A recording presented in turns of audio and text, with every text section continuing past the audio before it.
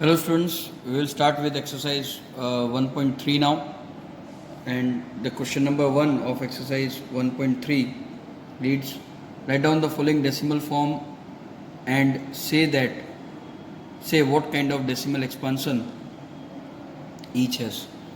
So ज़्यादा इसमें मुझे कुछ आप लोगों को बताना नहीं है. मैं आप लोगों को डिवाइड करना तो नहीं सिखाऊंगा, वो आपको आता ही है. सो डिवाइड करके आपको खुद ब खुद डेसिमल एक्सपांसन निकाल लेने हैं, और डेसिमल एक्सपांसन निकल जाने के बाद मैं आपको बस ये बताऊंगा कि कौन सी तरह का डेसिमल एक्सपांसन है. टर्मिनेटिंग है, नॉन टर्मिनेटिंग, रिपीटिंग है, या नॉन टर्मिनेटिंग नॉन रिपीटिंग है. देखिए स्टूडेंट्स, क्योंकि यहाँ पे क्वेश्चन नंबर 1 में सब रेशनल नंबर ही दिए हुए हैं, so non terminating non repeating कोई भी डेसिमल नहीं हो सकता.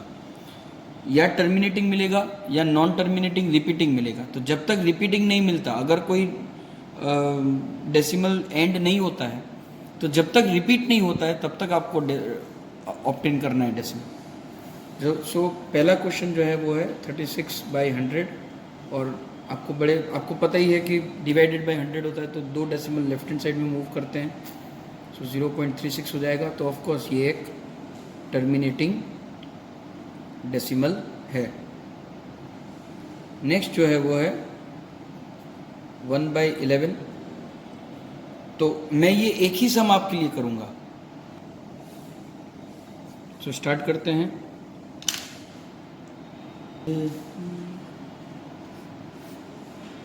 1/11 0. फिर से ये सॉल्व नहीं होगा तो 0, इसलिए 0.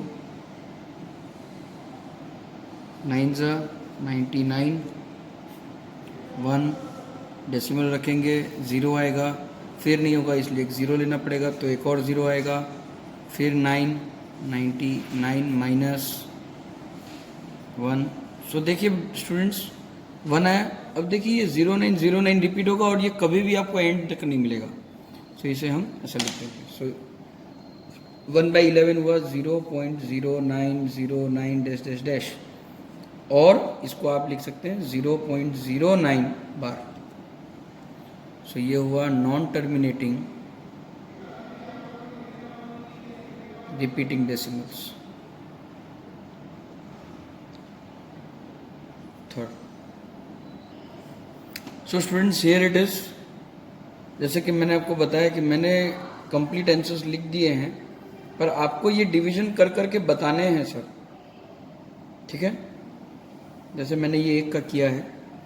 देखिए 4 and 1/8 जो थर्ड सम है उसका 33/8 हो जाएगा, और उसका आंसर आएगा 4.125. सो 125 के बाद रिमाइंडर 0 आ जाएगा, तो ये टर्मिनेटिंग डेसिमल हुआ. 3/13 करेंगे तो रूट अंडर 0.230769 आपको रिपीटिंग मिलेगा. 2/11 0.18 बार है, इसलिए फिर से नॉन टर्मिनेटिंग रिपीटिंग हो जाएगा ये.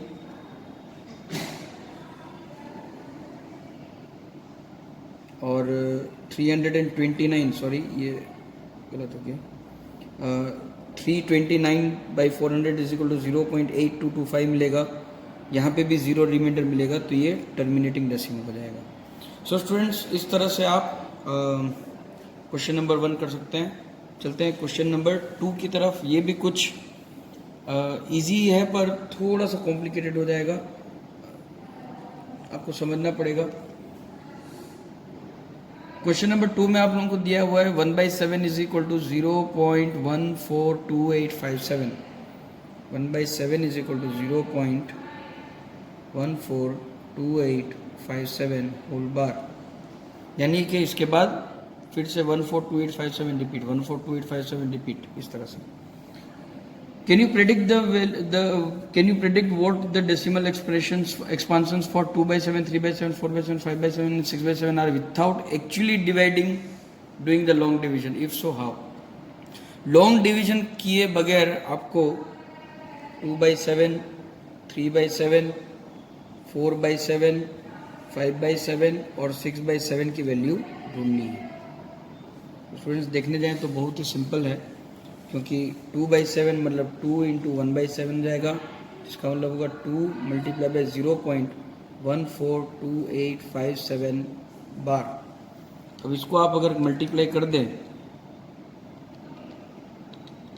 तो आपको मिलेगा 0.285714 बार।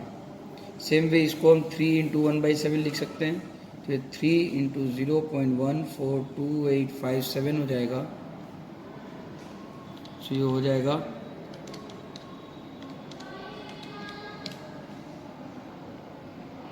0.428571। इस तरह से आप 4 इंटू कर सकते हैं, 5 मल्टीप्लाई बाई 1/7 कर सकते हैं और 6 इंटू 1/7 कर सकते हैं। मैं सबके आंसर लिख के आपको दिखाता हूँ।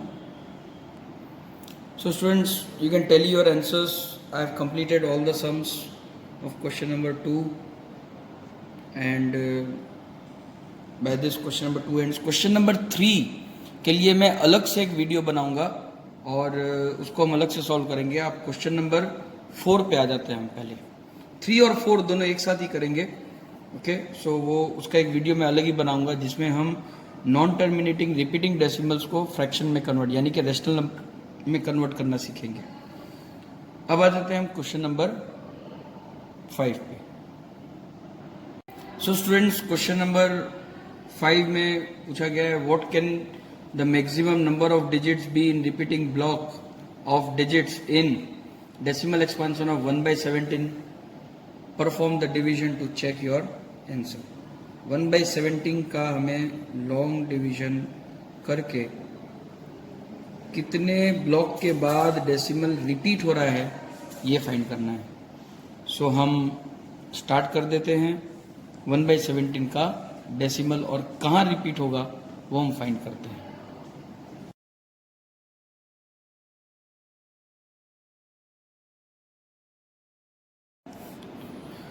सो स्टूडेंट्स, अब फिर से 100 आ गया।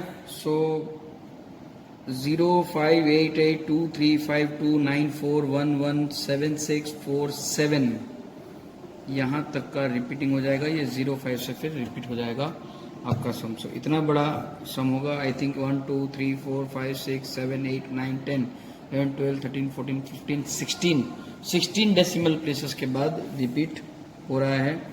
सो ये हो गया आपका question number 5।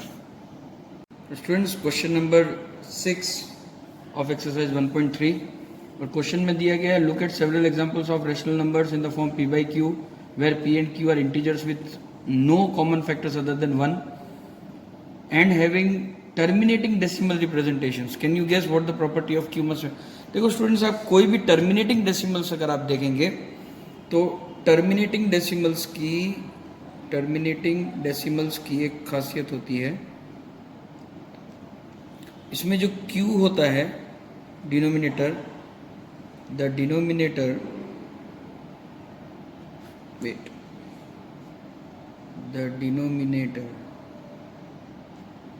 is of the form 2 power n 5 power m। आप इस तरह से लिख सकते हैं।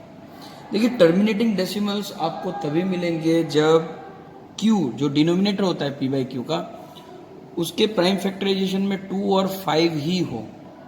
अगर कोई और प्राइम नंबर आता है जैसे 3 या 7 तो वो ऊपर वाले नंबर के साथ कट हो जाता होगा। इसलिए पहले ही बोल दिया था कि p और q के बीच का कॉमन प्राइम नंबर जो है वो 1 के अलावा और कुछ भी नहीं हो। या कॉमन इंटीजर उनके बीच में सिर्फ 1 ही होगा, कॉमन फैक्टर। तो और कुछ बचता ही नहीं है जी, और कोई दूसरा प्राइम नंबर डिनोमिनेटर में नहीं होना चाहिए जो ऊपर के p के साथ कट हो सके। तो टर्मिनेटिंग डेसिमल ऑब्टेन करने के लिए आपके पास 2 और 5 का ही मल्टीपल प्राइम फैक्टर्स के 2 और 5 के मल्टीपल्स होने चाहिए, तो ही आपको टर्मिनेटिंग डेसिमल्स मिलेंगे, वरना नॉन टर्मिनेटिंग रिपीटिंग डेसिमल्स मिलेंगे फॉर श्योर। सो ये है क्वेश्चन नंबर 6 का answer. Now students, let us start with question number 7। Right 3 numbers whose decimal expansions are non terminating non recurring. So non terminating 3 examples देने हैं। 0.12573480 0, 2, 5, 8 कुछ भी आप लिख दीजिए, बस एंड नहीं होना चाहिए। नॉन टर्मिनेटिंग होने के लिए आप डॉट डॉट डॉट लगा दीजिए, तो ये ऑफ कोर्स ये सिंबलाइज करता है कि ये नॉन टर्मिनेटिंग है। और नॉन रिपीटिंग के लिए कोई भी नंबर्स या नंबर का सेट रिपीट नहीं होना चाहिए, वो आप यहाँ पे ध्यान रखिए। सेकेंड एक और एग्जांपल आप ले लीजिए, 0.01, 001, 0001, 00001 डैश डैश डैश। यहाँ पे आप बोलेंगे सर 01, 01, 01 रिपीट हो रहा है, लेकिन इंटरवल बदल गए। 01, 01 पर यहाँ पे एक 0 है, फिर यहाँ 2 0 के बाद 01 है, तो ये नॉन टर्मिनेटिंग नॉन रिपीटिंग हुआ। थर्ड 0.12, 1 2 3, 1 2 3 4, 1 2 3 4 5 डैश डैश डैश, ऐसा आप कुछ भी लिख सकते हैं। नॉन टर्मिनेटिंग नॉन रिकरिंग लिखना बहुत ही आसान है। ये हो गया स्टूडेंट्स क्वेश्चन नंबर 7। बढ़ते हैं क्वेश्चन नंबर 8 की तरफ। Find 3 irrational numbers between rational number 5/7 and 9/11। Students exercise 1.1 में हमने रेशनल नंबर्स लिखे थे दो दिए हुए रेशनल नंबर्स के बीच में, पर अब यहाँ पे आपको इरेशनल नंबर्स लिखने हैं, दो रेशनल नंबर आपको दिए हुए हैं 5/7 और 9/11। तो सबसे पहला जो स्टेप है इरेशनल नंबर इन दोनों के बीच का लिखने का, वो है सबसे पहले आप इन दोनों के डेसिमल एक्सपांशन निकाल लीजिए। आई थिंक 5/7 का हमने डेसिमल एक्सपांशन निकाला ही था, और वो आया था हमारा 5/7 इज इक्वल टू 0.714285 बार, और 9/11 का हो जाएगा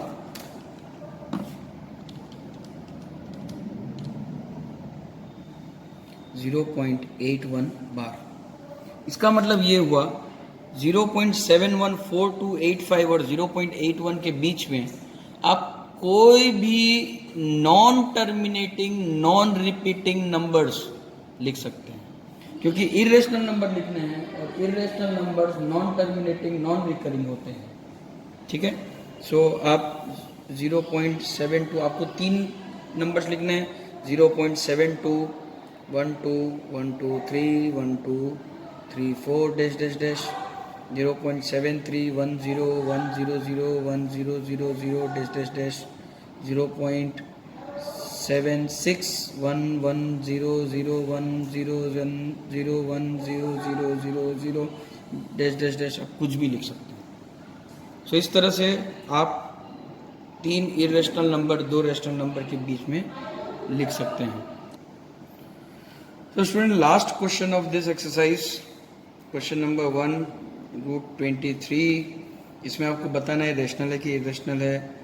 ऑलमोस्ट सारे प्राइम नंबर के स्क्वायर रूट आपको इरेशनल ही मिलेंगे, ये आप बात याद रख लीजिए। प्राइम नंबर्स के रूट्स इरेशनल, ओके। तो 23 एक प्राइम नंबर है और उसका इरेशनल। √225 इज इक्वल टू 15 होता है स्टूडेंट्स, सो ये एक रेशनल नंबर है। नंबर 3 0.3796 ख़त्म हो जा रहा है, टर्मिनेटिंग डेसिमल है, सो टर्मिनेटिंग डेसिमल होने की वजह से ये रेशनल नंबर होंगे। Fourth 7.478 dash dash dash. देखो जब हम बोल रहे हैं 478 478 478 478, तो वो अपने आप में ही हमें रिपीट हो रहा है 478, सो इसे हम लिखेंगे 0.478 बार। सो ये हो जाएगा नॉन टर्मिनेटिंग और रिपीटिंग, यानी ये हुआ rational number. Fifth 0.1010001000 dash dash dash. देखिए बोलने में ही हुआ ना 1010001000, तो वो रिपीट नहीं हुआ है ना, कोई भी एक सेगमेंट रिपीट नहीं हुआ, so it is non terminating non repeating, so it is an irrational number. So students ये है आपका एक्सरसाइज 1.3। इसका क्वेश्चन नंबर 3 बाकी है, पर इसका वीडियो अलग से मैंने बना के रखा है, वो आप देखिएगा। Thank you so much.